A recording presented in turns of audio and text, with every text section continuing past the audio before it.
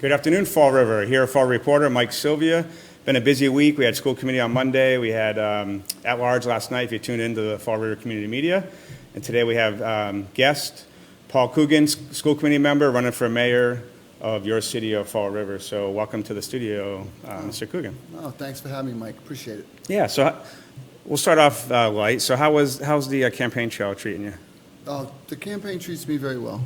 People are very kind to me. We had another great sign holding last night. We going door to door again yesterday. We work every day to try to earn people's votes, and I really can't say enough positive things about the way people in Fall River treat me. It's as far as I'm concerned, there's not too many negatives. So we'll start off with some of the news. So obviously Kathy Ann Viveras has started a write-in campaign. What do you think of the write-in campaign against you? Well, like as I said to anybody that asked me, as far as I'm concerned, she's candidate number one. If you listen to the tape from the mayor's secret meeting with his supporters at LePage's restaurant, he said that there were going to be write-in candidates as he ran an untraditional campaign. She's just candidate number one. I mean, we're getting close on time now. I'm still waiting for 2 and 3. They said there was going to be up to 3, but we're ready to do battle to earn the votes of the citizens in Fall River based on what we do. Whatever she and her group do, that's up to them. How about debates? You gonna have debates with her? Who am I debating? That's my question. Who am I debating? If one of them comes out next Wednesday, am I going to go again with another debate? If one comes out on Thursday? I mean, she worked for the mayor a lot longer than I ever did and closely with him. And if she's alleging that what he says is not worth listening to, then she should come out and say that. But as far as I'm concerned, it's a write-in campaign. I earned my spot on this ballot by getting 300 signatures, going door to door, racing through the whole winter in the preliminary election, starting up again, and that's what you do when you want to run. If you make a decision that 3 weeks from an election, you decide that you want to run a write-in or a sticker campaign, whatever you call it, you're not treated the same way as someone that's earned their spot on the ballot as far as I'm concerned, because next Monday, Mike Sylvia could come over and show me a sticker and say, I'm running as a write-in. I look at it that way. I don't conjure these schemes these people have. As far as I'm concerned, I'm still running against Jazel. Whether Kathy's getting stickers or write-ins, it's the same person. I look at the crew she surrounds herself with, and they're the same faces I saw throughout the whole recall, and it's the same faces I saw with Jazel. So I called the OCPF, the campaign, and I asked them, is she considered a legit candidate? And he said, they basically told me there was 2 qualifiers, even for a write-in campaign candidate. Have they filed officially, and have they started spending money for the seat they're running for? And I looked it up. So Kathy, she filed on the 18th of October, and she has spent $5,000 so far. So before we did this interview, I actually called over there, and they said they consider a legit candidate at this point. So your point, I think, is correct, as in how many other people could do a write-in. But once it becomes official, would you consider now? What do you mean official? She's considered an official candidate by the state of Massachusetts. Maybe she's considered the first one, but I'm waiting to see the others that they talked about. So would you do a debate with her, because now she's official candidate? And if someone comes out Wednesday? If they were official candidate, would you? Do another one? Yeah. I have a campaign to run. I mean, you're telling me conceivably next week we could be doing 3 debates? Well, I think they've got to plan those ahead of time, right? I haven't got any plan on any debates now. Have you been asked to do any? No one's asked me about a debate. Okay. So, but would you do it if right now it's just you and Kathy officially, and Jazel Korea in the race? No, that's not accurate. Right now it's officially, as far as I'm concerned, on the ballot, it's Jazel and I. Kathy's an outcropping of Jazel's campaign because many of his supporters went over to her. At this time, the 2 names on the ballot I know are Jazel Korea and Paul Coogan. They earned their spot there through getting signatures and traditional campaigns. His idea of an untraditional campaign is all new to me, and at this point, I'm running against Jazel Korea. because someone throws their hands up or puts some money into a race. I mean, I put a ton of money into my own race too, and I don't know if that, that might be a legal qualifier, but that's not what the citizens think. Yeah, so I looked into it. Secretary of State page has how to run for office as a write-in campaign. Mm-hmm. And it basically says intent, all this kind of legal jargon, Yeah. intent. So it's a sticker campaign. And I've seen other people do write-in campaigns, but they didn't do it officially, meaning they didn't file officially for the race and they didn't actually spend money in the race. So for all intents and purposes, she's an official candidate with you and Jazel Korea as far as the Secretary of State is concerned. So that's what I'm asking, but you don't consider her No. a legal candidate? No, I like a candidate that gets 300 signatures, puts their name on the ballot, and gets into the battle from the get-go. I debated Jazel Korea within last year 4 times, and I debated him before the preliminary election, and if that was the case, we may end up doing another one. But with a week, whatever it's 12 days out, I don't see any time for debates right now. And again, I don't really consider her, even though she meets the legal criteria that you're trying to explain to me, Mike, she's not a real So candidate. would you debate Jazel Korea then? Jazel Korea said he suspended his campaign. So, I mean, you're asking me a bunch of hypotheticals that discount everything other people say to try to get me to say something. It's my position that the 2 names on the ballot are Jazel Korea and Paul Coogan. Okay, so, because we've been asked by people, are you going to have a debate? And clearly they're probably like Kathy followers and people are going to ask for that. I would too. If I was her, I'd be doing the same thing. Don't get me wrong. She has to make up a lot of ground in 3 weeks is what she's trying to do, and I understand it. But that doesn't account for the time and effort put in to go through the preliminary, to do the debates that were sponsored then, to win the preliminary election, and then to keep campaigning. Because her boss, as she calls him, decided to suspend his campaign is not a green light for everyone to jump into a race. It's my position that if she thought she could help the city, she should have got into this race the way the rest of us did. And if she did not want to run against her boss, then she should have took a leave of absence or taken a vacation. If she thinks that getting permission from someone with 24 indictments that is under a cloud of suspicion is the way to run a campaign, she's mistaken. If I was working for Mike Sylvia and he had 24 indictments and I did not like the way the direction of the city was going, I don't need your permission to run against you. Matter of fact, I'm going to walk in your office and say, Mike, the city needs a break. It's time for me to have a crack at this. But she didn't do that. She waited until he stepped aside, and then she came out on whatever she thinks she's doing. It's my position that if you take a moral stance, you have to follow it through. And if Mike Sylvia was my mayor and I was a chief of staff or city administrator, you had 24 indictments, then I'm going to walk down to your office and say, listen, the city needs to go in a different direction. I'm sorry I supported you for a lot of these things, but I'm going to run for mayor. That's not what happened. What happened was he had a secret meeting where he announced they were going to be writing candidates. She said she'd run if he wasn't on the ballot. He's still on the ballot, but she's running. He suspended his campaign, and she popped up. Now, if that's not collusion or God knows what, it sure does appear. She announced the day after Jazel actually stepped down. So, I mean, that's kind of, and then the signs were up already, and it's the whole story we all know. But it's my position that you run to get on the ballot, to win the confidence of the voters going forward. If she thought the mayor was such a bad person or he was doing something wrong, then that's a conversation that she should have had with her boss and said, listen, I don't like the direction you're taking the city.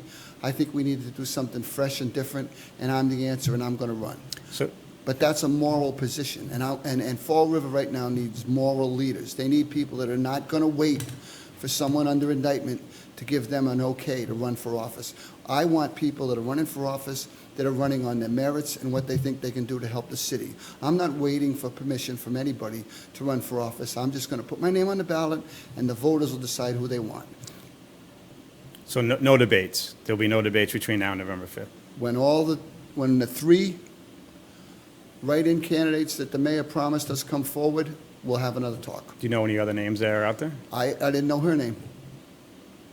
Okay. So I didn't, unless you know them, I don't know who they are. What would you say to people who, I mean, you won fair and square and pretty significantly in the preliminary election. Yeah.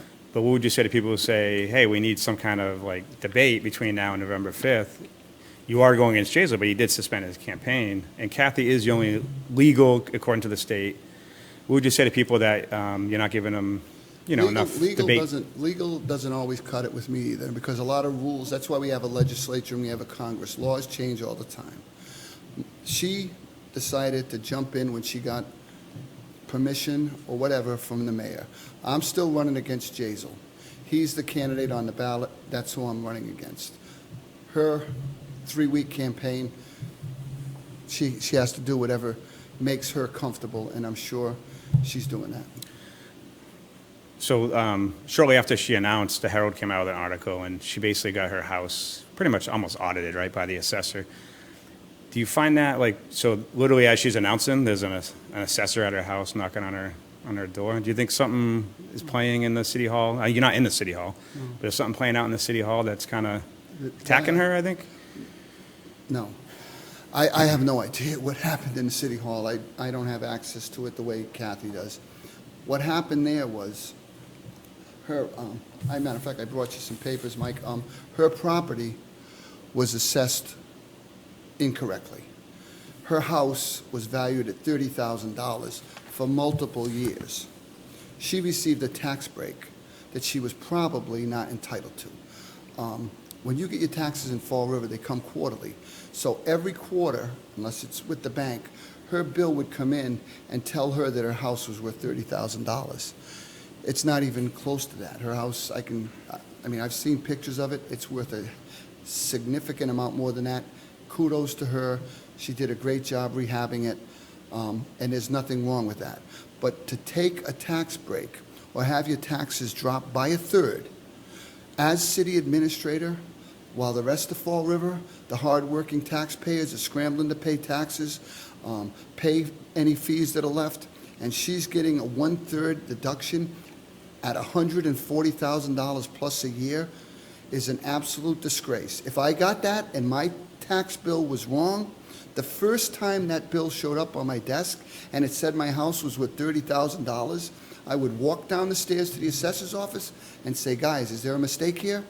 Because she knows full well what she put into that property. She knows full well what that house is not worth $130,000, but yet she didn't correct it. She let it ride along while she paid a reduced tax that I believe she should be advocating for everybody in the city to get. Let's get the Kathy Ann Viveris tax break, because I've talked to people in the unions, and they're all outraged at this, because in negotiations with her, she's extremely tough bargainer, and she always is looking for an edge. Well, she got herself probably one of the best edges I could see. You take a tax cut like that, year after year, without correcting, it's immoral. It is the same question we talked about earlier when you were talking about debates. I'm trying to run a moral campaign. Could that have happened to me? Sure. Would I have fixed it after the first tax bill? Absolutely. I would not let it run for year and year. And her taxes were adjusted manually.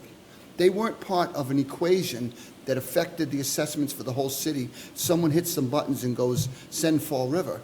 Those taxes were changed by someone going in and typing at a keyboard and lowering the values of her property. And it wasn't done once. It was done again the following year. Even the land was going down at a time when, if you look at my own assessments, which I brought, because I'm not trying to hide anything, everybody else was drifting upward. And again, there was questions about, well, this person's value changed. My house, way back in '06 or '07, was worth $240,000 at the height of the market. So I did interview her last week, and the article does say that she bought an old building, rehabbed it. Correct. So when you start rehabbing it, the value, not the land, but the house should go down. No. And then you don't believe that? No, I don't believe that. Okay. She bought the Herald house said for that. Okay, but the house was purchased Yep. for $85,000. The land is worth more than $85,000. The land is, every assessment on that property, the land was worth more than $85,000, significantly more. So if the land alone was sitting there, and she said, I'm going to wreck the house and rebuild from the scratch, the land alone would have held the value of more than what she paid for it. So you think she got favorable treatment from the city? I don't know what favorable treatment she got, but that tax bill is incorrect. and that's why there's an inquiry going on right now. If she had done the moral position of go down to the assessors and say, guys, is something wrong with this? Or is somebody doing something inappropriate with my piece of property? That's what a stand-up person does. That's what a person does that wants to run a city. That's not someone that 2 years later says, oh, well, I didn't know, or I wasn't sure, I wasn't aware of that. She wants to run a $300 million budget, and she can't manage her own city real estate taxes? Let's be fair here. I'm not saying a mistake couldn't happen, but it doesn't go on and on and on. 8 bills later, it's still running and going down while the rest of us are going up. Yeah, I just want people to be clear. You're not accusing her of any funny business. You're accusing her kind of sleeping while the taxes are going down, not really being active. I think the inquiry will tell about the funny business, but I know, unless she's different than the rest of us, she got a tax bill, it was paid, and Fall River, we pay them quarterly. She never went down and talked to anybody about that as being a mistake, and if she did, kudos to her, but I do not believe it would have gone on as long as it did. And Acton Mayor Cliff Ponte has said he's looking into it now. Well, you heard, there's an inquiry going on. I mean, again, I want people on top of things that affect them directly, and that's definitely affecting her directly. She knows full well that price of that house at $30,000 is absolutely not even in the world of, if she wants to sell the house today for $130,000, I'm sure I'll get some people there to buy it for her. So we're getting a lot of comments and questions.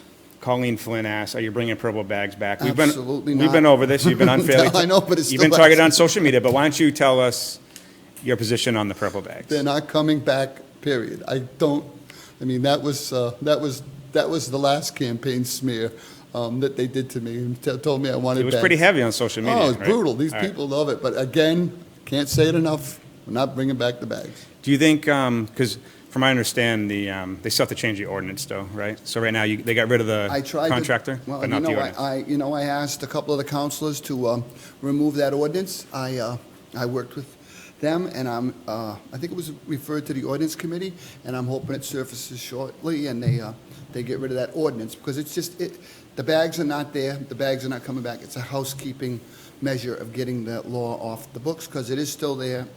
We got to clean it up. Whether you didn't, it wasn't your decision, it was Jazel's and the city council. Do you think it's financially was irresponsible, or do you think it's actually a good move? On hindsight. In hindsight, I said this before, I'll say it again. All I asked for when I released that press release was a breakdown on costs. A breakdown on how much increased tonnage there were. How many people were in private carriers that were coming back to the city? How much was it going to cost? What were the plans for the future? And were we going to do keep recycling going, which is at an increased cost, and do something in Fall River to take care of our trash in-house? Those were my questions. That's all I asked. I never said we were going to be bringing back purple bags. The transfer station he brought up at the end of the last campaign, I haven't seen anything on that since he brought it up. I don't know where that stands. If you're just tuning in, we're here with Paul Coogan, won the preliminary election pretty strongly, running for mayor November 5th. Have any questions, throw them in the comments, and I'll throw them out there. Cindy asks, are you bringing Ken Feola back to the government center? So obviously Jazel Korea fired him.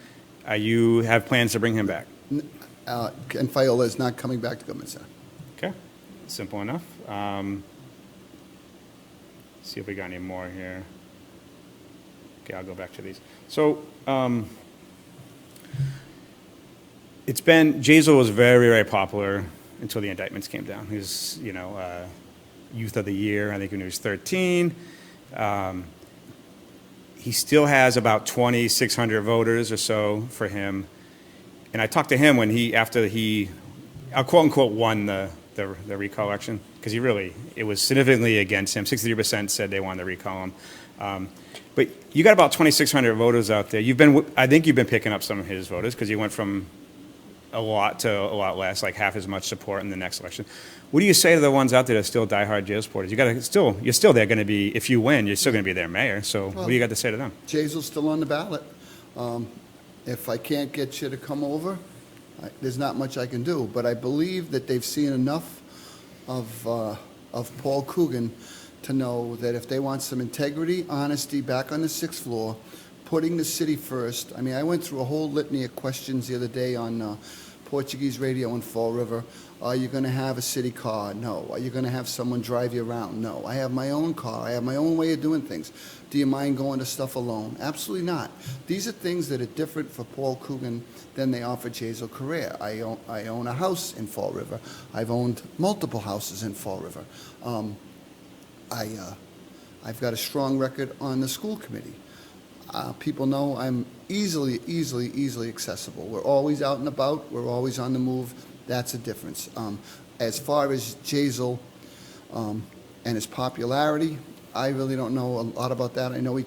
Well, less popular now than he was Well, a I year mean, and ago. now he's... I mean, there's not much you can say now. You don't want to compare him with you when he's in the condition he's in now with the indictments. I agree with you. That's not a fair comparison. But even prior to that, he won the seat on the council by coming in 10th and moving up. I've lost one election in Fall Because River. Kathy Ann Viveris, right? She actually got promoted and left to vacate the seat, and Jazel bumped up. Yeah, Michael, we have to be good all day today. Well, I mean, not saying cuz, but Michael. if she didn't get offered the job, he wouldn't have moved up, right? Right. Yeah. So Just for perspective. I know perspective is great, Mike. But what happens is I've always done well in Fall River. I always was on school committee. I topped the ticket. In the recall election, we just lost by a few hundred votes. At the time, I don't think all of the citizens were aware of what exactly was going on with our mayor. And again, I'll say it for the 400th time, I don't wish bad on Jazel. I really don't. I worked with young people like him, people that are his age, are all through my campaign that worked with me at Durfee. I would love, and I did ask for him to resign during the recall. I asked for him to resign after the preliminary. I don't believe he should be taking a paycheck from the citizens in the city, but I do believe he should be getting his life in order. I think that's what his focus should be. I would like to see him working with a legal team, maybe get somebody that's either a spiritual or counselor to help him, and sit down and see if he can get himself together, because this is a young man that's under tremendous pressure. I know it. If it was me, I'd be there. If it was you, Mike, it'd be the same kind of pressure. He's got to get himself through this situation and find a way to make himself whole so that no matter what happens, he can get on with his life. And I know people sometimes think that we're not being sincere, but I truly mean that. He's a young man. He's not gone. He's only in his 20s, so he's got to bring himself back and get himself back on some good footing. But he's got to work his way through these problems, and he probably needs some supports. So Erica Scappachico, one of your former opposition in the prelims and back in March, she says about 2/3 of Fall River residents are renters. What does Mr. Coogan think about renters and voting rights? She says, should renters be able to vote? I mean, renters can vote, but I'll put the question a little bit more. Home ownership, significantly, people, I think, respect properties better when they're owning. Is there a program that you would push to actually get more home ownership in Fall River? There actually is, and I've talked about it a few times. I mean, when you walk around the streets of Fall River going door to door, you see a lot of property that looks abandoned. No one seems to be living there. I would like to see some kind of a more intensive focus on those properties to see what their status is. Are they in foreclosure? Have they been abandoned? Does someone own them? We want to talk to those people and see if they're not interested in keeping those properties up, then let's find someone that wants to live there. Let's make sure we make a more concerted effort to find out who are in those houses. I've been on Wilson Road. There's a beautiful house up there. They told me in the neighborhood it's been abandoned 10, 12 years. It doesn't look abandoned because the grass is cut, but no one's in it. There's one way down on Wood Street in Norman. It's a nice raised ranch. It's abandoned. We were over behind Benny Costa Apartments, and there's a beautiful home there. It's relatively new with a sign on the door, this property has been vacant since. And I'm like, why can't we get an intensive effort to either expedite foreclosure proceedings or find a way to get those places renovated and back in a homeowner's hands that may want to live there? I think it increases values in the neighborhood. I think it makes everybody comfortable. And I think if if the neighbors help us and say, listen, we got a house around the corner, I want someone looking at these properties and finding out what their legal status is and what we have to do to help get them back on the rolls, not sitting there vacant and abandoned. I think that might be the way to go. Bruno asked, if you become mayor, will you fire Kathy Ann Viveras? And I guess I'll take that as, so she's been for 3 mayors now. Is she going to be city manager for the 4th mayor? Okay, I'm going to tell you what happened with that, Michael. This is true. Kathy Ann called me up. Now, it was in October. She called me up and said, can we talk, Paul? I said, absolutely. She said, I've worked for 3 mayors. Am I going to have a job with your administration? I said, Kathy, I don't have any jobs right now. The voters are going to decide who picks after November 5th, which harkens back to your debate comment. I'm not walking around saying that this is my seat or anything. The voters are going to tell us who's going to do what after November 5th. But I did tell her, I will be glad to meet with you on the 6th or the 7th, talk about your job skills as we evaluate each other, and decide what's best for the city of Fall River. That was what I said to her. She said, so should I send my resume out? And I said, Kathy, you do whatever's comfortable for you. I'm doing what's comfortable for me and my family. I'm trying to win a race, and I'm not promising any jobs to anyone. So lo and behold, she ends up running on stickers. In the interim, they're going all over government center saying Paul Coogan's going to fire this one. Paul Coogan's got a replacement for that one. Nothing is further from the truth. I was at a neighborhood meeting the other night. Kathy and I happened to be at the same one. And somebody asked her, you said Paul Coogan has a list of people that he's going to fire and people he's going to replace him with. Do you have any proof of the list? She didn't give an answer. She didn't say, oh, I've seen the list, or the list was on Mike Sylvia's desk. She said nothing. And what they're doing is taking people, hardworking people, and making them nervous about their job to try to win an election. Paul Coogan will not do that. Paul Coogan, if he wins that race, will be in there on the 6th or the 7th introducing himself to people. I want to get to meet people. I want to talk to them. And it was the same opportunity I gave to Kathy Ann Viveras. She must not have liked the answer because she jumped into the race shortly thereafter, and that's what drives me nuts. Because if I was such a bad person, or I was going to take the city back, or I was going to do something wrong, why would you ever want to work with me? Would you going to hold this against her, or still give her a fair shake if she applies? I'm still going to give her a fair shake. But her judgment will definitely be brought into question on the real estate taxes and on the way she handled this. Because I need strong, independent people to turn the city around that are going to be moral and make the right decisions for the city of Fall River.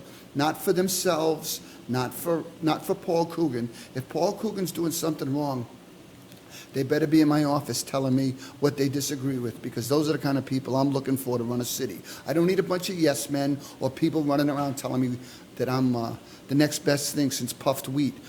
You better tell me when I'm doing something wrong, because I want to fix it. And if things like this come across my desk, my question is going to be, mistakes happen, why wasn't it fixed? Okay, so I'm gonna hold you to that right here, right now. If you're following social media this week, there's a most viral thing, which was, I got it here. Does Eric Tolley still work for your campaign? Is he a social media manager for your campaign? No, he's not a social media manager. That's not true. He's a campaign aide, but there's no social media manager. There's no titles. So what this photo is kind of going around the net. Yeah, have you seen it? Yep. And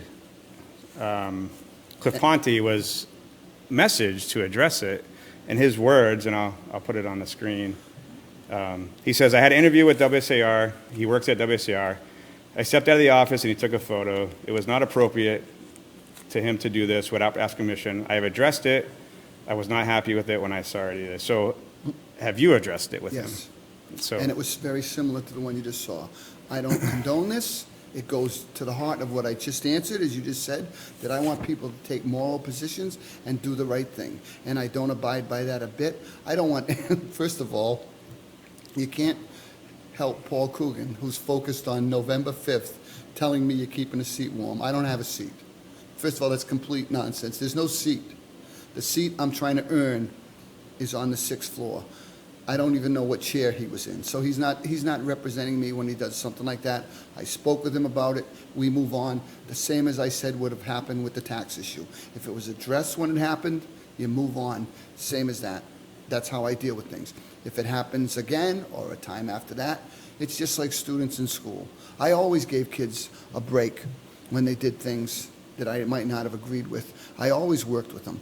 But when you see a pattern, that's when you have to make sure you draw back and see it.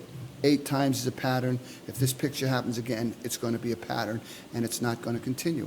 I don't abide by that. It's wrong, and I did address it with Eric. Okay, because it does seem to me like a little bit of gloating, like, hey. That's him gloating. You don't see me over here gloating. Okay. I'm not doing any, talk to me on the 6th, and I still won't gloat because there's work to do. Okay, we'll move on to another question from folks. Jason Ferreira asks, when you were Fall River mayor, on which topics do you feel you'd be able to work with other municipalities in the Commonwealth? And I'll just so I was on the panel on Monday with the school committee and at large on Wednesday.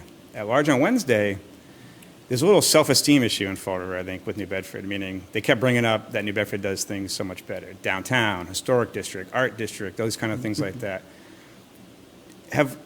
Have you talked to any, like Mayor Mitchell here, or reached out to? I talked to Mayor Mitchell yesterday. Okay, good. No, I talked to Mayor Mitchell yesterday, and he and I have a lot of common areas that he's more than willing to listen to my ideas on, and I'm more than willing to listen to his ideas on. We spoke yesterday.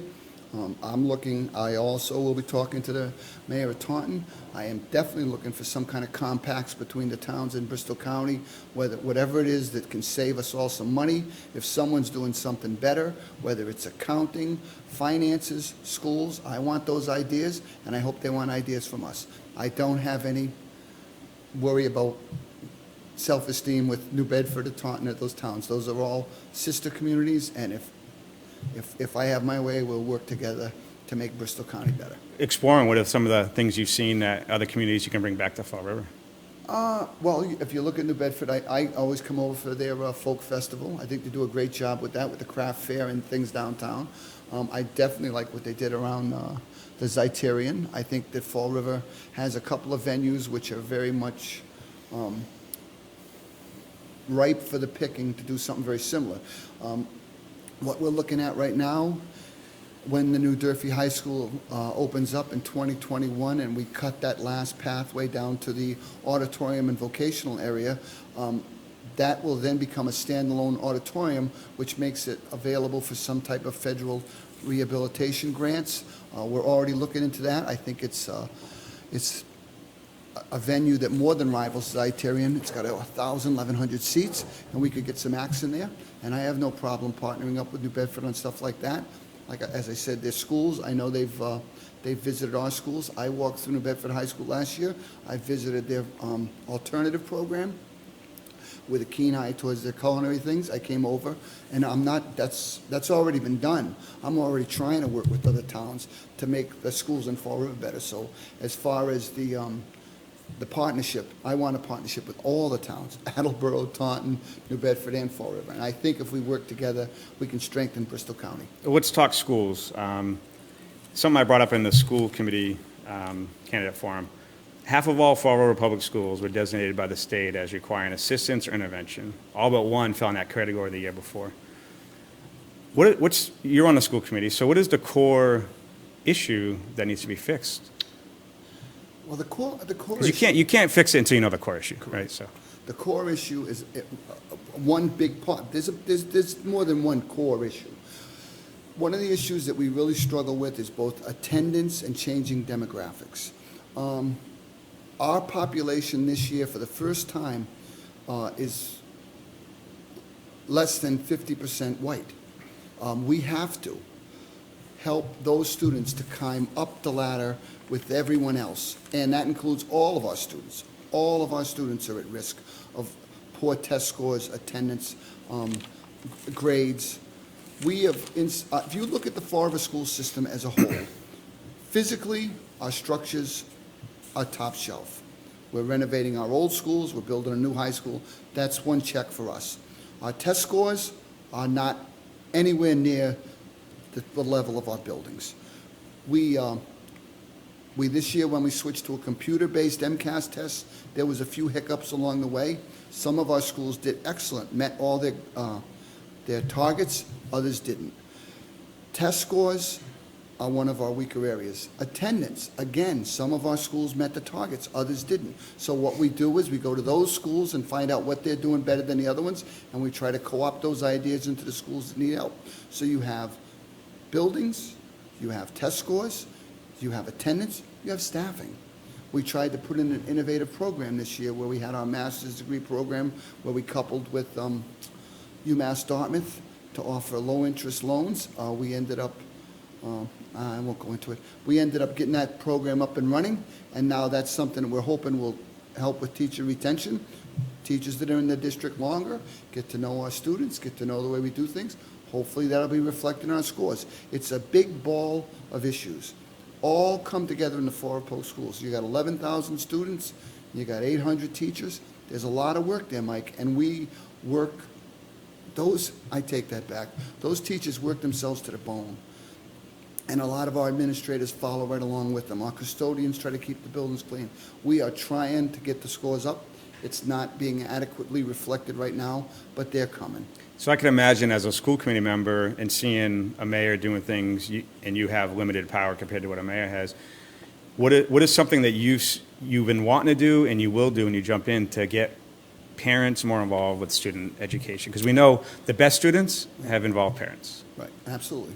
And that's something else we've tried to do at Durfee. We tried to have parents come in and sign for their report cards. You get your student's report card when you come sign for it, and out the door they would go. We served them dinners in the cafeteria, and out the door they would go. I believe the best way to do it, which I did hear the other night a little bit, there may be some way to do some Skype conferences. There are things we have to do to better engage our parents, make no mistake about it. We invite them, we hold times, 4 to 6, 5 to 7. We mix it up for people that are working. We've done them at Durfee right after school so that the parents that are picking up their students for a ride home can come right in. You have to keep working. It's a job. You have to try everything you can to engage these parents, and that's what we're trying to do. And again, in all cases, are we successful? Absolutely not, but you keep working. You have to work the problems. So we're going to close today, before we let you have your closing statement, we're going to close today on public safety because I think it's important. Last night, after we did our interview a while back, remember we talked about is minimum wage kind of pricing out some of the youth, and I think we kind of agreed that it was. So I asked this question to the at-large council. I got surprised by some of the answers. So I said, year after year, Fall River falls on the list of most dangerous cities in Massachusetts. Youth unemployment is a major contributor to crime in the city. I put, as minimum wage continues to rise to $15, we continue to price out the kids.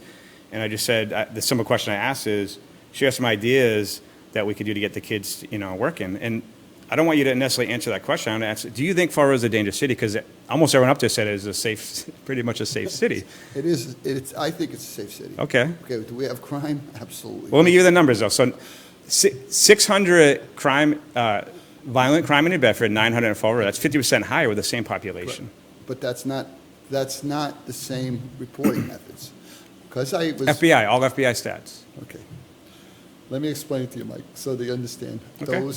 There are some cities and towns that are more diligent than others with reporting numbers. I ended up believe it or not, I saw your question of Kathy when I was on the Flickr, and I saw your statistics. So I talked to the police, who I believe are going to be endorsing me this week. I met with them the other day, and I said, why is that? They said in Fall River, there's an extreme diligence to report everything.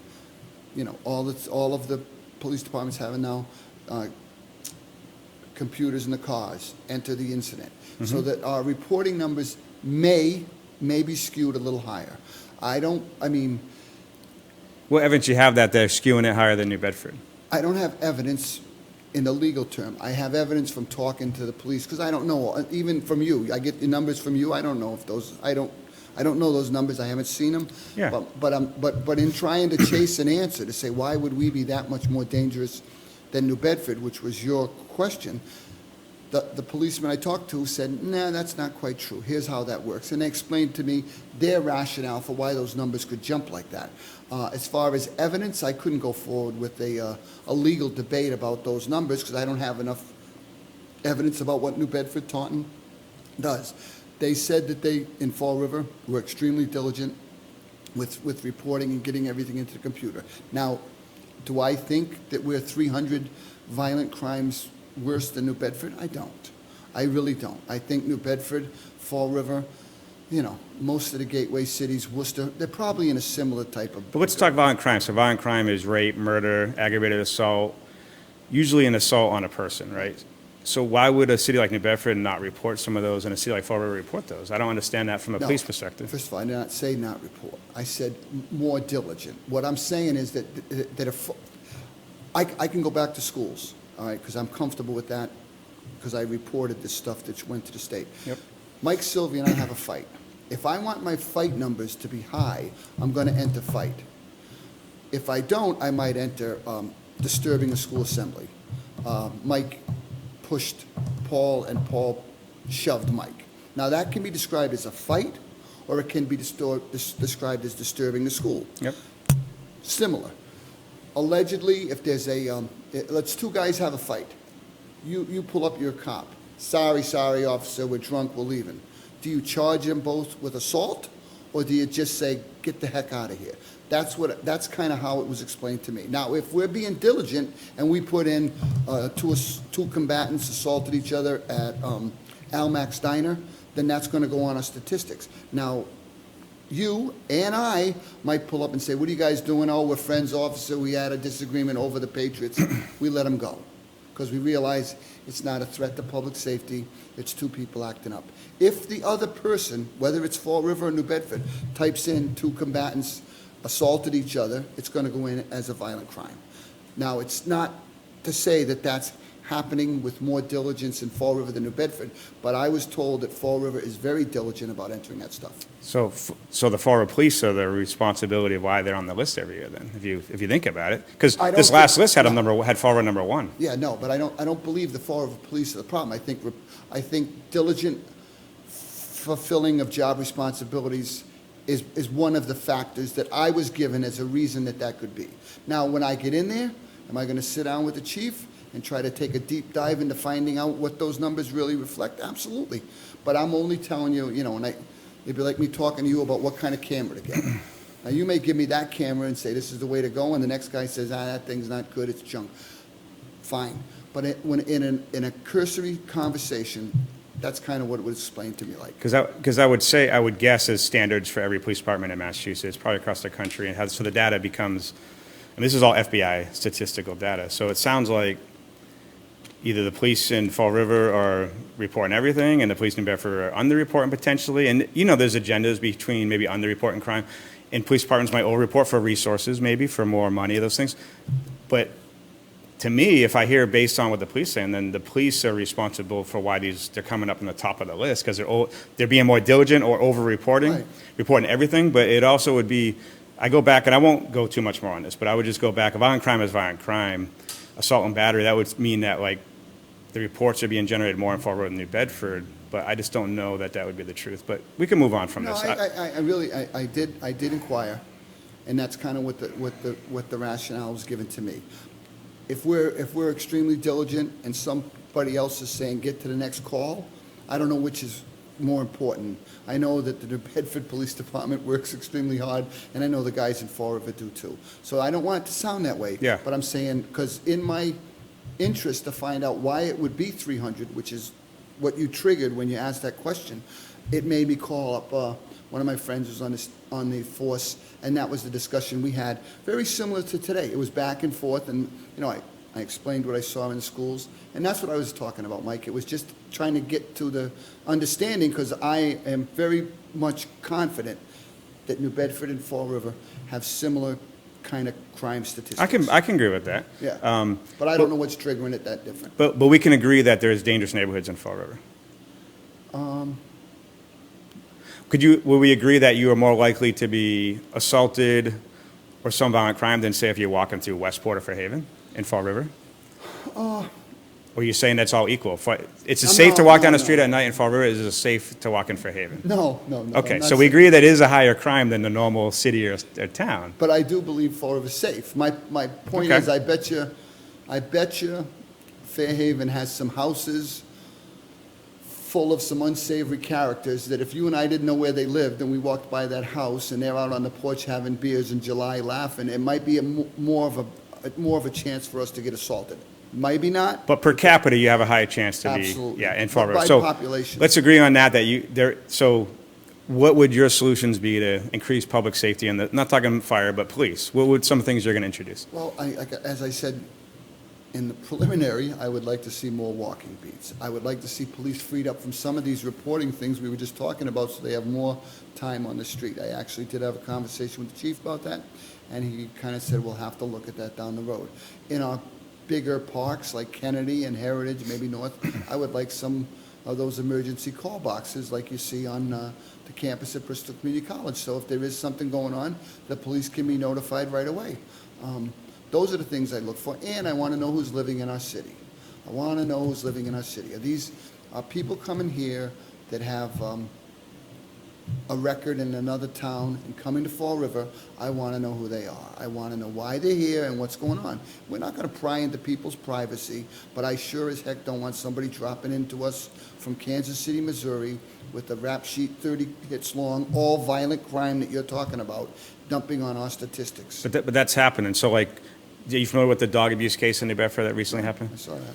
So the guy, if you read up on him, convicted of manslaughter of a young child, is arrested in New Bedford as a wanted felon from New York and decides to put roots here. And then you have this dog abuse case, which he's not guilty. He's on the run right now, but he's not found guilty, but he's on the run right now. Constantly people are sent from New York, other places, and even Boston, if you remember urban renewal in this area. It's cheaper to put public housing and other stuff and send them into New Bedford, Brockton, Fall River, the gateway communities. Is there anything you can do as a mayor? I mean, maybe work with the state legislators? Or? I'm going to be a strong advocate for that, because that gentleman that you just described as, quote, on the run is now somewhere else.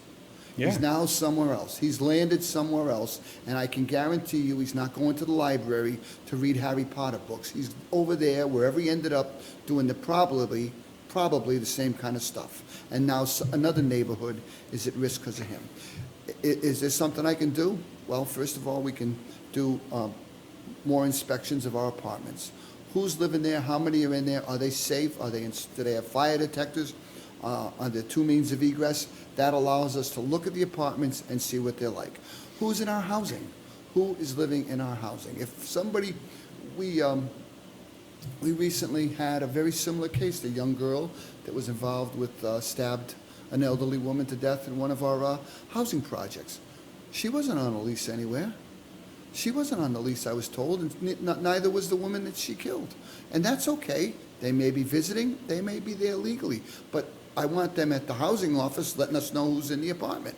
If they're there illegally, then why are they there? And maybe a follow-up with a social worker or a DCF might have helped that situation, if applicable, if it's applicable. I'm sorry, wrong word, guys, applicable. My point is, those are the things you have to do. Those are the things you do to prevent crime. That gentleman that dropped into New Bedford's lap from New York, I can assure you that no one in New Bedford wanted him in their city. But he's here, and look what he's doing. And that's exactly what happens. And I don't understand why someone thinks that's okay. I know no one thinks it's okay, but we got to find a way to root these people out and have them move on down the road. Okay, so before you get the last word, November 5th is the election. There's early absentee balloting. I believe the city hall is open on Saturday before the election. You can vote early, so make sure you vote. Don't complain if you don't vote. We don't want a low turnout. Let's get the turnout higher. Share this video. Let people learn more about Mr. Coogan if you don't know about him, and vote on November 5th. I say it over and over, but it's the apathy is what kills a lot of cities. Get out and vote. Bring your family, bring your friends, have a voting party or whatnot. So you get the last word, Mr. Coogan. All right. Yeah, Mike, again, I want to thank you for having me on. I appreciate it. This election is very, very important to the city of Fall River. We're just coming from an administration that used the city hall not to benefit the public, but to benefit themselves.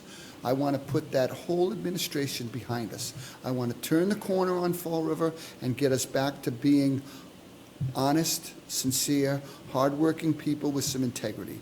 And the only way we're going to do that is November 5th. If you be nice enough to give Paul Coogan a vote for mayor, I'm sure that is exactly what you're going to see, a change in climate in the city, a change in direction, and a change in the way things are done. And it will start November 5th if you have the confidence to give Paul Coogan a vote. Thank you very much. Okay, so thanks for coming down, and thanks for tuning in, guys, at home, and thanks, Mr. Coogan.